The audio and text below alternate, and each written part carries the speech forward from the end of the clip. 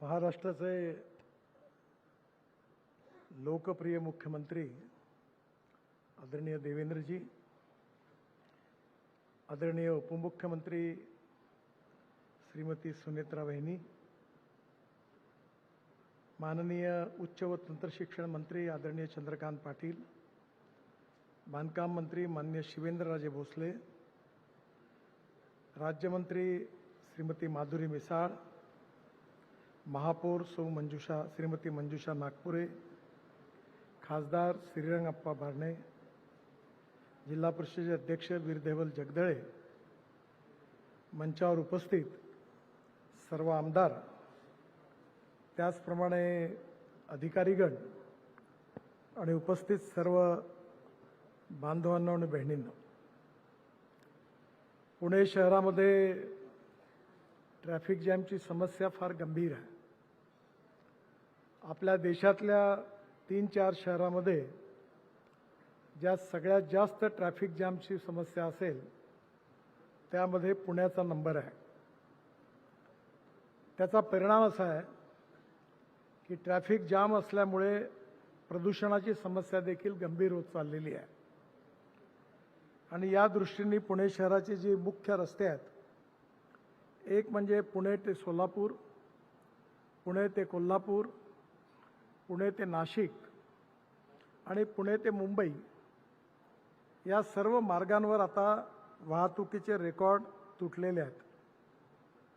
आणि त्यामुळे या ठिकाणी जागा ॲक्विशन रोड वाइंडिंग करण्याकरता जागाही पण उपलब्ध नाही आहे. मला आठवतं ज्यावेळी मी महाराष्ट्राचा बांधकाम मंत्री होतो त्यावेळी मुंबई पुणे एक्सप्रेस हायवे ज्यावेळी बांधला गेला त्यावेळी वेस्टर्ली बायपास तयार झाला आणि त्यावेळी त्या रस्त्याने 4-5 ठिकाणी पुणे शहरात जोडणारे रस्ते देखील आम्ही MSRDCच्या माध्यमातून त्याचं काम करून घेतलं होतं. पण त्या तुलनेमध्ये आता ट्रॅफिक खूप जास्त झाला असल्यामुळे नवीन टेक्नॉलॉजीचा उपयोग करून 3 महत्त्वाच्या प्रकल्पाचं आज भूमिपूजन होत आहे.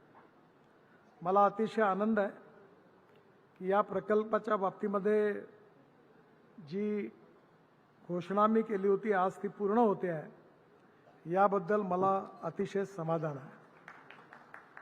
पण त्याचबरोबर विशेष रूपाने आठवण होते आहे की मी त्यावेळचे तत्कालीन अर्थमंत्री अजितदादांना आणि देवेंद्रजींना एक विनंती केली होती की हे प्रोजेक्ट करण्याकरता मला महाराष्ट्र सरकारकडनं काही मदत पाहिजे आहे. पहिली मदत ही आहे की हे जे प्रोजेक्ट होणार आहेत या प्रोजेक्टवर जो स्टील आणि सिमेंट वापरला जाईल त्यावरचा जो GST आहे 18%, त्यातला 9% हा भारत सरकारचा आणि 9% महाराष्ट्र सरकारचा आहे. याला तुम्ही एक्झेम्प्ट करून द्या. दुसरी विनंती केली होती की या संदर्भात सँड असेल, स्टोन असतील, गिट्टी असेल, ॲग्रिगेट असेल, जे मटेरियल वापरलं जाईल ते मटेरियल वापरण्याकरता तुम्ही मला रॉयल्टी फ्री हे मटेरियल द्या. आणि जर यदाकदाचित रोडमध्ये कुठे जर काही ॲक्विशन करावं लागलं तर ती मदत करा. मला अतिशय समाधान आहे की तत्कालीन अर्थमंत्री अजितदादांनी अनेक वेळा 2-3दा मी स्वतःच आलो होतो, याच्या मिटिंगा घेतल्या, त्याचं फॉलोअप केलं आणि त्यांनी आणि देवेंद्रजींनी त्या महाराष्ट्राच्या कॅबिनेटमधून त्या प्रस्तावाला मंजुरी दिली आणि त्याचमुळे आजचा हा प्रकल्प आज आपण सुरू करतो आहे. पण आज या प्रकल्पाच्या भूमिपूजनाच्या वेळी अजितदादा नाही आहे याची मलाही पण खूप खंत आहे, कारण त्यांच्या सहकार्याशिवाय हा प्रकल्प पूर्ण होऊ शकला नसता. त्यामुळे विशेष रूपाने त्यांची आठवण मला या प्रकल्पाच्या भूमिपूजनाच्या निमित्ताने होते आहे. यातला MSIDC जी आहे यांना हे जे प्रकल्प दिलेले आहेत त्यामध्ये पुणे शिरूर, हडपसर यावत, तळेगाव चाकण शिक्रापूर हे सगळे रस्ते ट्रॅफिक जॅमच्या दृष्टीने अतिशय अडचणीचे आहेत. यामध्ये 53.40 किलोमीटर पुणे शिरूर हा 7,515 कोटी रुपयाचा प्रकल्प आहे.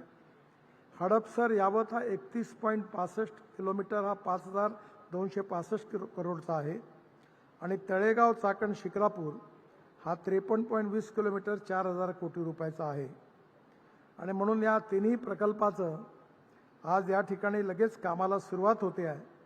यामुळे निश्चितपणे चांगल्या क्वालिटीचं उत्तम काम होणार आहे. एक गोष्ट आहे की एका सिंगल पियरवर अशा प्रकारचा पहिला प्रकल्प आम्ही देवेंद्रजींनी मी नागपूरमध्ये केला होता.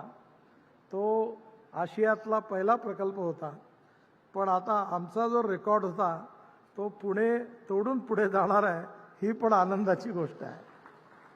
चांगल्या गोष्टी करता रेकॉर्ड तुटणार असेल तर काही वाईट नाही आहे. या प्रकल्पामध्ये माझी दीक्षित साहेबांना आणि अधिकाऱ्यांना विनंती आहे की मधल्या काळामध्ये अशा प्रकारचे प्रकल्प करण्यामध्ये भारतीय IRC कोडप्रमाणे मेट्रोमध्ये किंवा पुलामध्ये जे आपण 2 पियर उभे करतो त्याचं अंतर जास्तीत जास्त 30 मीटर राहतं. पण मधल्या काळामध्ये आपण या संदर्भात मलेशियाने एक टेक्नॉलॉजी डेव्हलप केली, ultra high performance fibre reinforcement concrete, याला UHPFRC म्हणतात. आणि ही आपण स्वीकारली आणि त्यामुळे आता 2 पियरमधलं अंतर हे 120 मीटर होऊ शकतं. म्हणजे त्यातून 3 पियर कमी झाले तर खर्चही कमी होणार आहे. आणि म्हणून या टेक्नॉलॉजीचा उपयोग आपण आता नागपूरलाही केला आहे. एक मोठा पूल आता बांधून तयार आहे, त्याच्यात 40 ठिकाणी आपण ही टेक्नॉलॉजी वापरली आहे. आणि यामध्ये वरचा जो बीम आहे तो स्टीलच्या ऐवजी स्टील फायबरमध्ये कास्टिंग होतं आणि त्यामुळे त्याची क्वालिटी पण उत्तम आहे. अजून एक विनंती मी करणार आहे की या ठिकाणी एक्सपान्शन जॉईंट्स जे आहेत त्याची अनेक ठिकाणी क्वालिटीच्या बाबतीत तक्रारी आहे. आणि दुसरं, या पुलाच्या खाली बेरिंग्ज असतात ते रबराचे असतात. आत्ताच आम्ही एक 36 किलोमीटरचा एलिव्हेटेड रोड दिल्ली डेहराडूनच्या याच्यावर दिल्लीतून बांधला, त्याच्यात क्रॅक्स गेल्या. आणि म्हणून आम्ही जेवढे हे रबराचे बेरिंग करणाऱ्या कंपन्या आहेत त्या सगळ्यांना मी ब्लॅकलिस्टेड केलेला. त्यामुळे माझी विनंती आहे की आता मी एक टेक्निकल कमिटी बसवली आहे, पण वेळ पडली तर बरेच कॉन्ट्रॅक्टर आता मलेशियातून इटलीतून, का तिथल्या रबराची क्वालिटी वेगळी आहे आणि त्यामुळे बेरिंग्स खूप महत्त्वाचे आहे. दुसरं, एक्सपान्शन जॉईंट्समध्येही पण सगळ्या भारतातल्या कंपन्या आता ब्लॅकलिस्टेड केल्या. त्याची पण तुम्ही चांगले बसवा, जेणेकरून मी आपल्याला आठवण करून देईन की मी महाराष्ट्रात मंत्री असताना JJ hospital to VT station हा एक फ्लायओव्हर बांधला. आज 28 वर्ष झाले. त्या फ्लायओव्हरमध्ये पोटातलं पाणी देखील जात असताना हलत नाही, एवढं चांगलं काम झालेलं आहे. श्रीनिवासन नावाचे कन्सल्टंट होते आणि गॅमन इंडियाने तो बांधला आहे. तेव्हा रोडच्या याच्याबद्दल, कारण हे खरं म्हणजे स्टेट ऑफ आर्ट प्रोजेक्ट्स आहेत. एका पिलरवर एक रोड खाली, त्याच्यावर ब्रिज, त्याच्यावर मेट्रो, त्यामुळे हे एकाच पियरवर होणार आहे. त्यामुळे हे आपल्यामध्ये एक नवीन टेक्नॉलॉजी आहे. आणि याबद्दलचं डिझाईन तयार करत असताना मी दीक्षित साहेबांना विनंती केली होती की L&Tमध्ये व्यंकटरमण नावाचे एक टेक्निकल एक्सपर्ट आहेत, त्यांच्याकडनं डिझाईन वेट करून घ्या. आणि त्यांच्याकडनं त्यांनी डिझाईन वेट करून घेतलेला आहे. त्यामुळे पुण्यात उत्तम क्वालिटीचे हे प्रकल्प पूर्ण होतील असा मला विश्वास आहे. या संदर्भामध्ये विशेषतः अजून एक महत्त्वाचा प्रकल्प म्हणजे शिरूर ते छत्रपती संभाजीनगर हा 15,000 कोटी रुपयाचा आहे. आणि हाही पण याचा DPR प्रगतीत आहे. हाही प्रकल्प आपण महाराष्ट्र स्टेट इन्फ्रास्ट्रक्चर डेव्हलपमेंट कॉर्पोरेशनला दिला आहे. आणि यामध्ये पुण्यापासून छत्रपती संभाजीनगरचं डिस्टन्स केवळ 2 तासात पूर्ण होणार आहे. त्यामुळे शिरूरपासून जर आपण पलीकडे 2 तासात संभाजीनगरला पोहोचलो तर तिथून नागपूर 2.5 ते 3.25 तासात, म्हणजे 4.5-3 तासात नागपूरला जर गेलो तर कदाचित विमानाने जाण्याची गरज पडणार नाही. एक 15 दिवसापूर्वी मी आणि उत्तर प्रदेशचे मुख्यमंत्री योगीजी आणि राजनाथ सिंगांनी कानपूर ते लखनौ आम्ही एक्सप्रेस हायवे बांधला. आणि मला कल्पना होती की इतकं कमी होणार नाही, पण आम्ही जेव्हा उद्घाटन केलं आणि लखनौत येऊन पोहोचलो, आम्ही 22 मिनिटात कानपूरवरून लखनौला आलो. त्यामुळे मला विश्वास आहे की हा पुणे ते छत्रपती संभाजीनगर देखील प्रकल्प मोठा आहे आणि दीक्षित साहेब त्यात काही अडचणी आहेत. आता मुख्यमंत्र्यांशी पण मी बोललो, आपण बसून त्याच्यावर मार्ग काढूया आणि हाही प्रकल्प दादांच्या वेळी त्यांच्या ह्याच्यात त्यांनी पूर्ण आपल्याला त्याच्यातही ते कन्सेशन दिलेले आहेत. ज्या प्रकल्पाचा उल्लेख आता आदरणीय उपमुख्यमंत्री सुमित्राताईंनी केलेला आहे तो म्हणजे नाशिक फाटा ते खेड हा 30 किलोमीटर आहे. 8,000 कोटी रुपयाचा प्रकल्प मंजूर आहे. तुम्ही म्हणाल तर टेंडरही काढून तयार आहे. उद्या वर्क ऑर्डर आम्ही देऊ शकतो आणि भूमिपूजनही करू शकतो. अडचण एकच आहे की तुम्हाला माहिती आहे आता तुम्ही सरकारात आल्यामुळे कोणीतरी under secretary joint secretary file फिरत असताना काही ना काही कोंबडे मारतो. त्याच्या फायनान्सवाल्यांनी कॅबिनेट जायच्या वेळी एक कोंबडा मारून ठेवला आहे केंद्राच्या कॅबिनेटमध्ये आणि त्यांनी लिहिलं आहे की 100% लँड ॲक्विजिशन झाल्याशिवाय अपॉइंटमेंट डेट देता येणार नाही. आणि हे लँड ॲक्विजिशनचं काम महाराष्ट्र सरकारकडे आहे. देवेंद्रजींनी त्याकरता परवा मीटिंग पण घेतलेली आहे आणि आत्ताच मला कलेक्टर पुणे यांनी सांगितलं आहे की त्यांनी जवळपास पूर्ण काम करत आणलेलं आहे आणि म्हणून 90 कोटीचं फक्त लँड ॲक्विजिशनचं ते आहे. त्यांनी जर केलं तर तुम्ही म्हणाल त्या दिवशी 8 दिवसात 10 दिवसात मी पुन्हा एकदा पुण्याला येईल आणि आपण या कामाचा शुभारंभ करूया. हाही पण प्रकल्प 8,000 कोटी रुपयाचा आहे. त्याचबरोबर वेस्टर्ली बायपासमध्ये पुणे सातारा रोड काही मला माहिती नाही पण काही रोड मला असे शापासारखे मिळालेले आहेत. मुंबई गोवा पुणे सातारा. आता पुणे साताऱ्यामध्ये आपल्याला खूप त्रास झाला याची मला जाणीव आहे. आता तिथला एक्झिस्टिंग कॉन्ट्रॅक्टर आम्ही बाजूला केला आहे. नवीन रिप्लेसमेंट केलेली आहे आणि 1,600 कोटी रुपयाचे सर्व्हिस रोड आधीच मंजूर केलेले आहेत वेस्टर्ली बायपासचे आणि आता अजून 1,000 कोटी रुपयाचं काम त्या ॲक्सिस बँकेच्याकडनं ते लेटर आल्याबरोबर तेही पण आम्ही सुरू करणार आहे.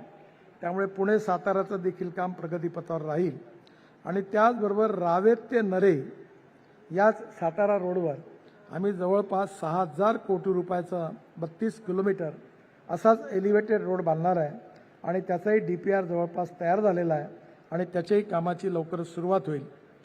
पुण्यापासून सातारापर्यंत जात असताना खंबाटकी घाटामध्ये मी बांधकाम मंत्री असताना एकदा महाबळेश्वरला मिटिंगला जात असताना कॅबिनेटच्या मी अडकलो होतो.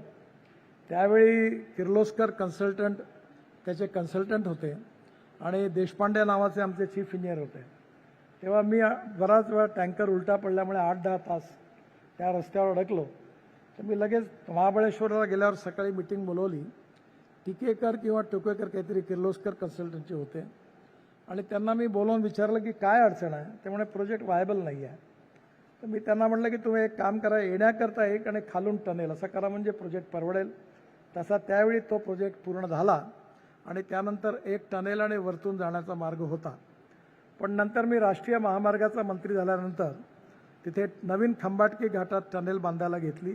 पुन्हा तो कॉन्ट्रॅक्टर NCLTत गेला. मग दुसऱ्या कॉन्ट्रॅक्टरकडनं काम झालं.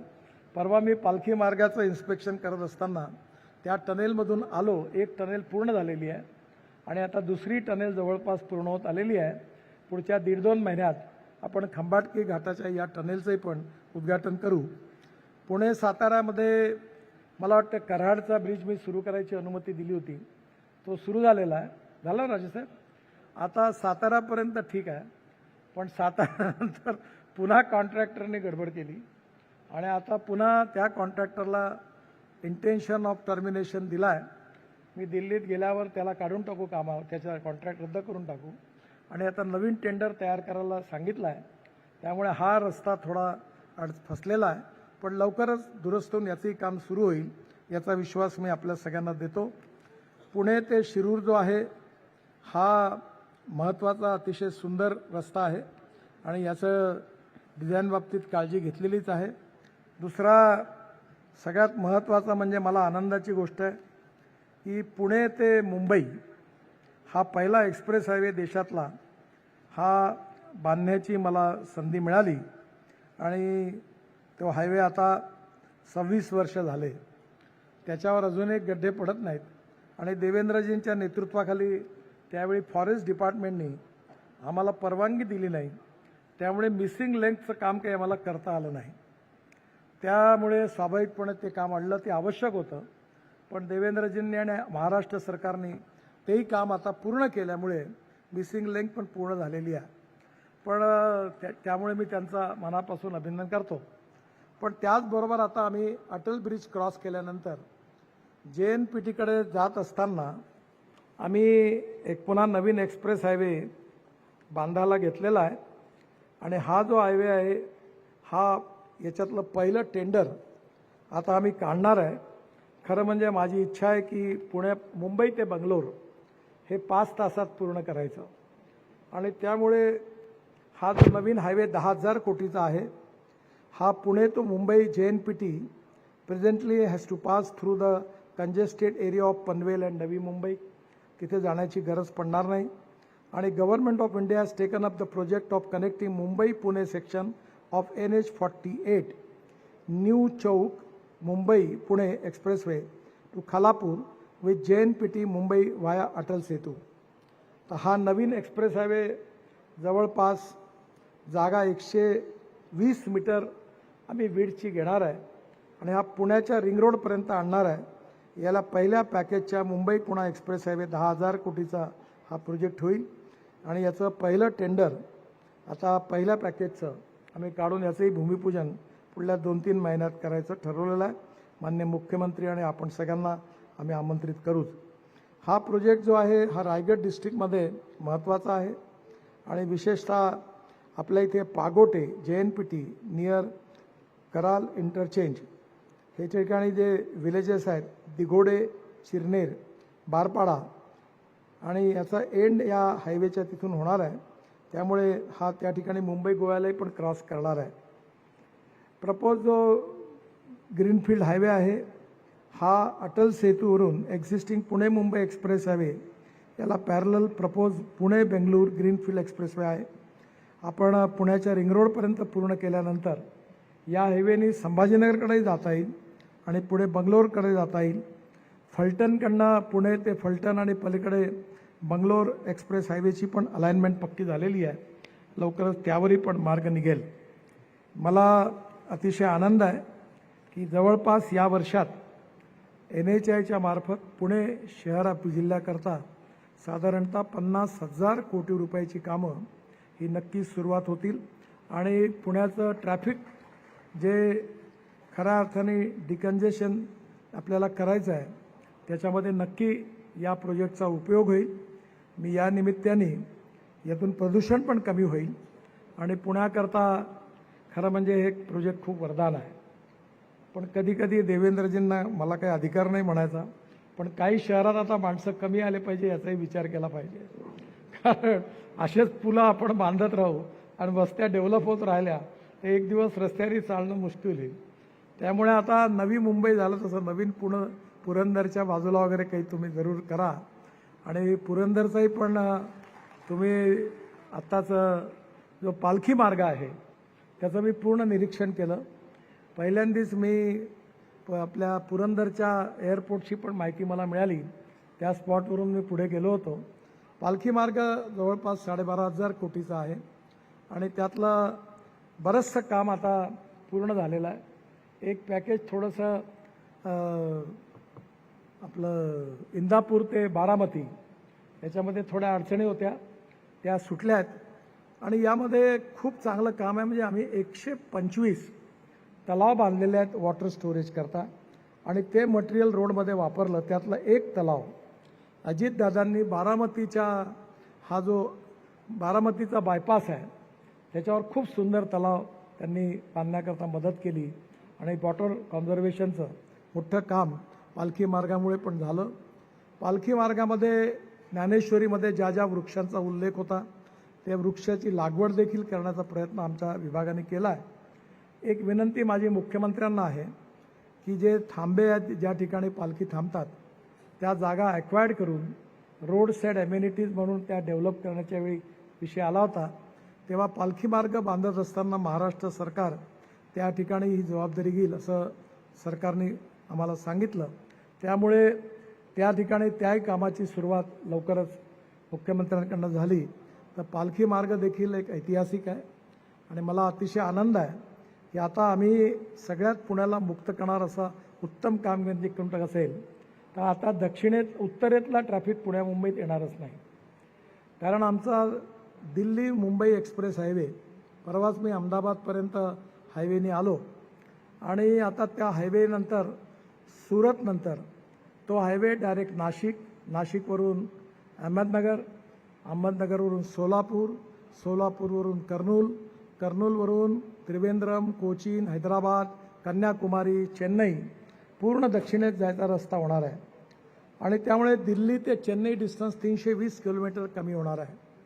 त्यामुळे बंगलोरकडे आणि चेन्नईकडे आणि हैदराबादकडे जाणारा हा उत्तरेतला ट्रॅफिक सुरतवरून मुंबई आणि मुंबईवरून पुणे आणि पुण्यावरून कोल्हापूर, सोलापूरवरून जो दक्षिणेत जात होता हा जवळपास 40-45% ट्रॅफिक कमी होईल आणि त्यामुळे पुण्याचं आणि मुंबईचं मोठं कंजेशन कमी होईल असा मला विश्वास आहे.